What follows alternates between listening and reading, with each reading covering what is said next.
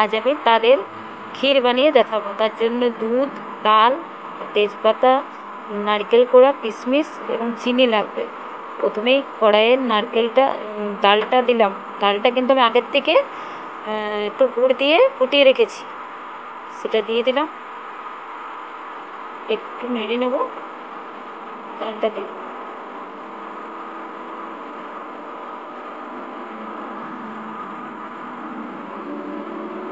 ফোটানো যেহেতু আগের থেকেই আছে, তাই একটু নেড়ে দিয়ে,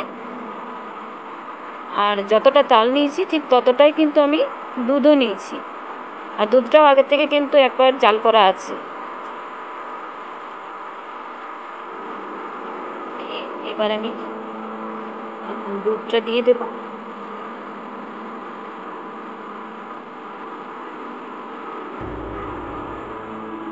এটা কিন্তু হালকা আছে করতে হবে, বেশি আঁচ দিলে তাড়াতাড়ি হয়ে যাবে। একটু ফোটানোর জন্য আমি আঁচ করে এই যে এইরকম অবস্থা হবে, তখন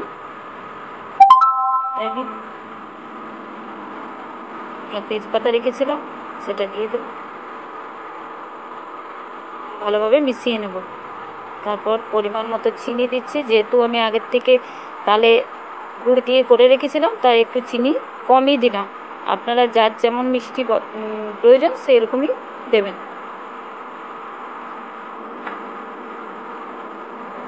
আবারও মিশিয়ে নিচ্ছি চিনিটা দিয়ে।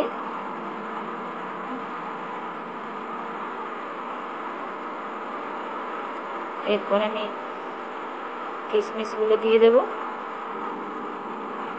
কিশমিশ দেওয়ার পর আবারও নেড়ে নিচ্ছি।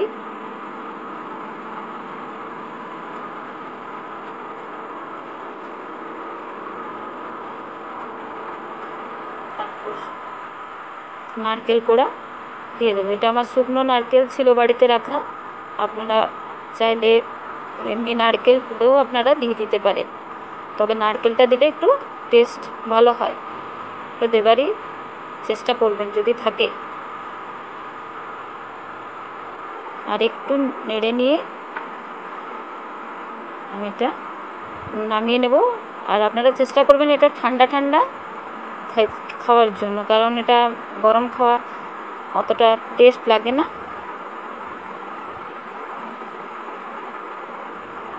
আর একটু ঘন হয়ে এলে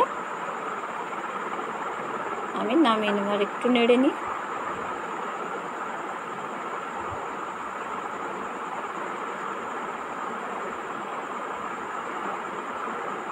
এটা আমার হয়ে এসছে, আমি বন্ধ করে দিচ্ছি গ্যাসটা।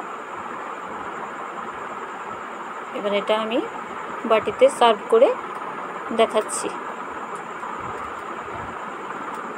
একটু ঠান্ডা করে।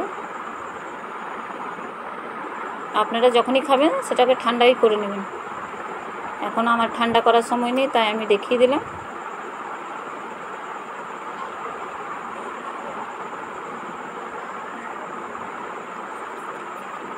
প্লিজ যদি আপনাদের এই তালের ক্ষীর রেসিপিটা ভালো লাগে তাহলে আমার চ্যানেলটাকে সাবস্ক্রাইব করে দেবেন।